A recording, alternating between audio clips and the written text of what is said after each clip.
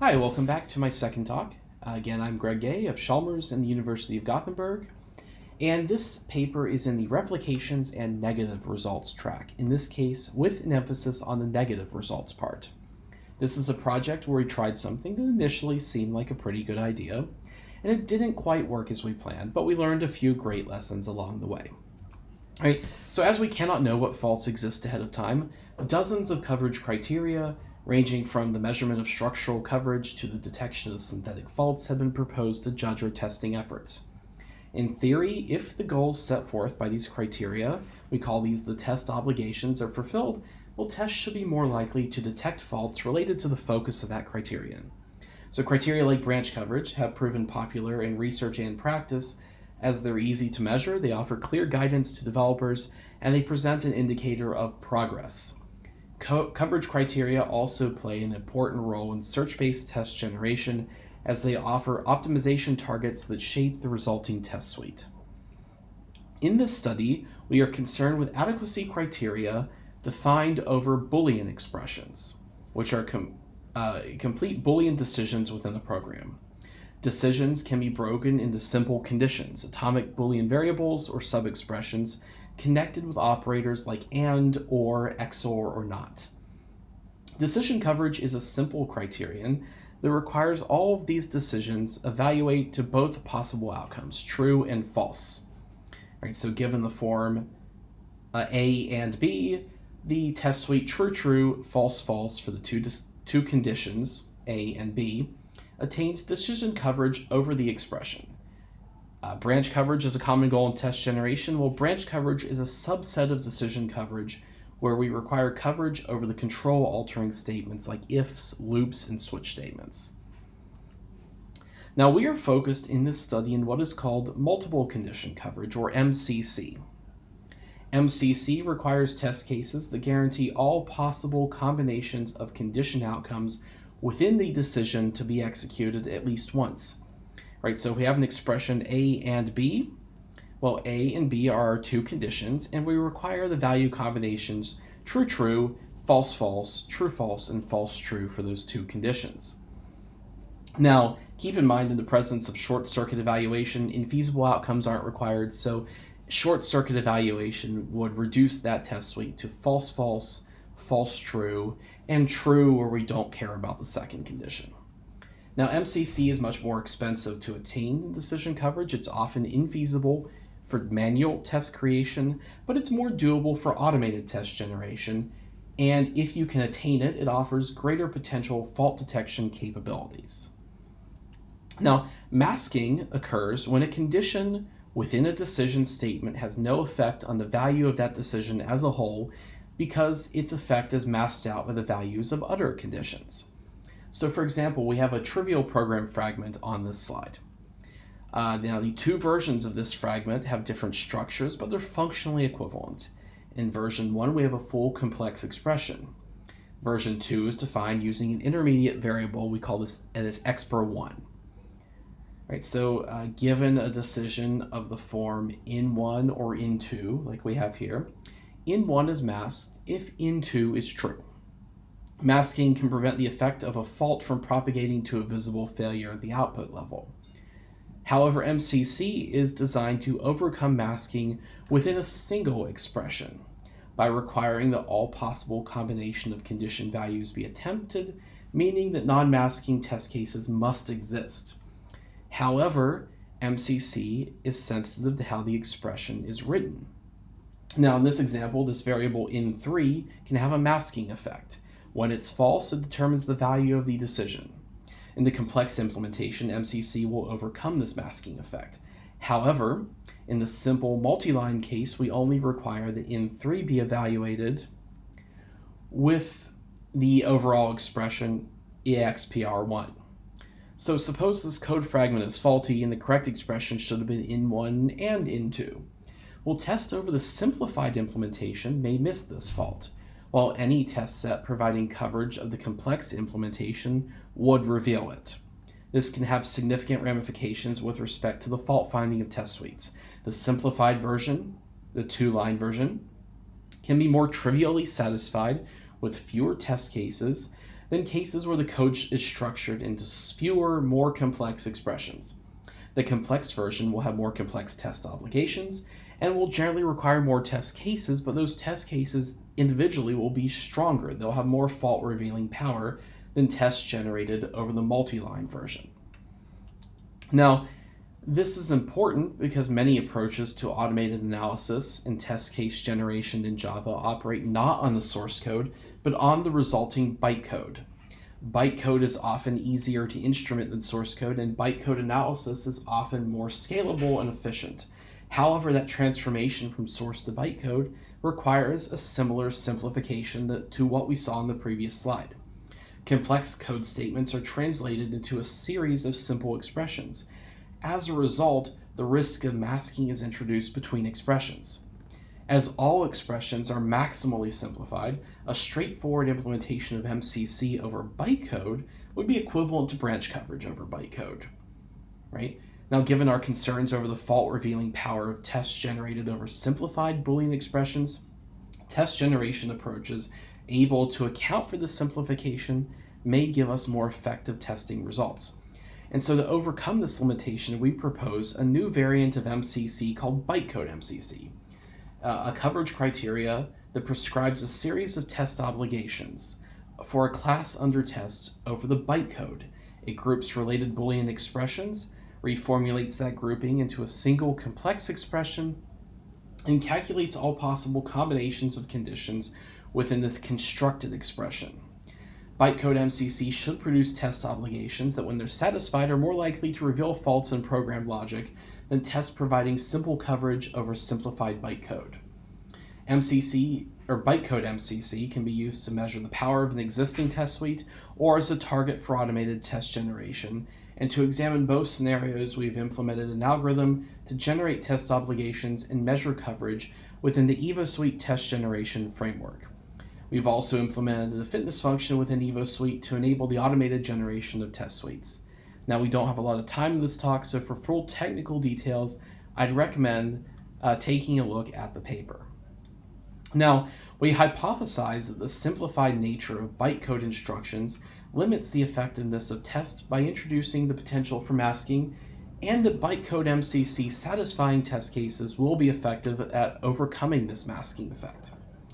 Specifically, we want to address the following research questions. Do the generated test suites targeting Bytecode-MCC attain high coverage? Are the test suites targeting Bytecode-MCC more effective at detecting faults than if we just target branch coverage? And given that we can produce test suites by targeting multiple fitness functions, if we target Bytecode-MCC and branch coverage simultaneously, does that yield even higher Bytecode-MCC coverage or higher fault detection? So to investigate these questions, we perform the following experiment. First, we've collected case examples. We use 109 real faults from 5 Java projects as our test generation targets. We target the affected classes for each fault for test generation.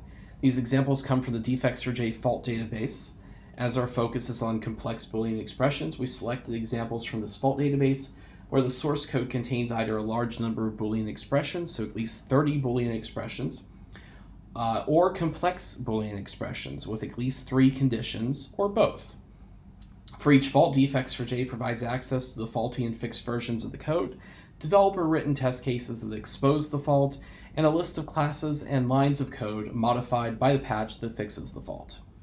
For each fault, we generate 10 test suites targeting Bytecode-MCC, branch coverage, and a combination of both Bytecode-MCC and branch coverage for each class under test using EvoSuite. We perform this process with both a 2-minute and a 10-minute search budget per class. We remove any non-compiling or flaky test cases. On average, again, this is less than 1% of tests that are being removed from each suite. And then we assess our results for every fault and fitness function. We measure likelihood of fault detection, the proportion of suites that detect the fault to those generated, and the attain coverage over the class under test. Now, what we can see is that the attain coverage is actually generally quite low when we target Bytecode-MCC. So if you look at this top table, the first column, right, for the 2-minute and the 10-minute budget, Overall, about 23% of obligations are covered under the 2-minute budget and only about 26% under the 10-minute budget. On a per system basis, this average ranges quite a bit from about 8% for chart to 70% for time. So for time at least, we do see quite high coverage. For the others, coverage is pretty low. We can compare this to the attain branch coverage when we're targeting branch coverage as an optimization target. And when we target branch coverage, we don't attain 100% coverage, but the figures are much higher. We also see little improvement from the move to 2 to 10 minutes, right? While we see an average of 20% improvement in branch coverage when we go from 2 to 10 minutes. What this shows is that Bytecode-MCC is a very difficult criterion to satisfy, and increasing the search budget alone may not be enough to overcome that difficulty of satisfying Bytecode-MCC obligations. That's further reinforced when we look at targeting Bytecode-MCC and branch coverage simultaneously. Now, targeting both yields a 74% increase in attained Bytecode-MCC coverage under the 2-minute budget and a 70% improvement under the 10-minute budget over targeting Bytecode-MCC on its own. Right? So targeting branch coverage in addition to Bytecode-MCC gives easier to cover intermediate goals that ultimately result in improved coverage. Coverage is still lower than desired, but it's an improved situation over single target optimization by introducing feedback from branch coverage that the test generator can work with. Now, overall, branch targeting suites have about a 21 to 22% average likelihood of detection. That's consistent with previous experiments. Bytecode-MCC targeting tests only have a 4% average likelihood of detection, far lower than when we target branch coverage. This drop is likely due to low coverage of Bytecode-MCC when it's the sole optimization target. Results improve when Bytecode-MCC and branch coverage are targeted simultaneously. Targeting both yields an average overall likelihood of detection of 17 to 19%. Now, that's still lower than when branch coverage is targeted alone, and again, this is very likely due to the overall low coverage of Bytecode-MCC. However, there is a glimmer of hope if we examine results on the per system basis. If we look at the time system, this is the one case where we saw high Bytecode-MCC coverage. Well, in this case, that combination targeting Bytecode-MCC and branch gets us about a 33 to 35% likelihood of detection, which is well over the overall average. So for this one system, where we attain high code coverage, high Bytecode-MCC coverage, we also see improved fault finding over branch coverage alone. The results are largely quite negative. However, this does indicate some potential that if we can attain high levels of coverage, we may also see improvements in fault detection. But it's also clear that we first need to find the means to improve the attained Bytecode-MCC coverage. So even if Bytecode-MCC attainment is theoretically able to overcome issues with masking, we can't test its abilities without first finding ways to improve coverage. A complicating factor in search-based test generation comes from the fitness function and its ability to offer feedback to the search. When attempting to achieve branch coverage, that branch distance gives us nice, clear feedback. It's possible that an alternative fitness formulation than the one we used would yield better results. In our proposed function, every Bytecode-MCC obligation is a summation over multiple branch distances. Fitness is measured by scoring each condition independently and linearly combining the resulting scores. Linearly, wow. There may exist cases where independent subgoals conflict, and the choice of input may improve the coverage of one condition while increasing the distance for another. Other fitness formulations may give us better results. For instance, we could weight conditions based on the order they must be satisfied in, or rather than combining the distances into a single score, we could treat each as a set of scores to be optimized independently. This would be a more complex approach, but would potentially yield better results in cases where goals conflict. Now, some criteria lack sufficient feedback mechanisms to drive the search toward high levels of coverage. For example, a count of exceptions rewards test suites to throw many exceptions, but there's no feedback mechanism that suggests closeness to throwing more exceptions. This criterion then often yields poor suites when targeted as the fitness function, but may be useful as a means of judging test suites. So likewise, we could target other fitness functions and use Bytecode-MCC to assess the final test suite.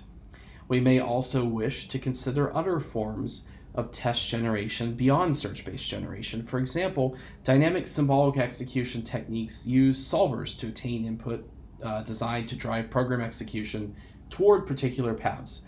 It may be very effective at producing the input we need to traverse specific paths required for Bytecode-MCC.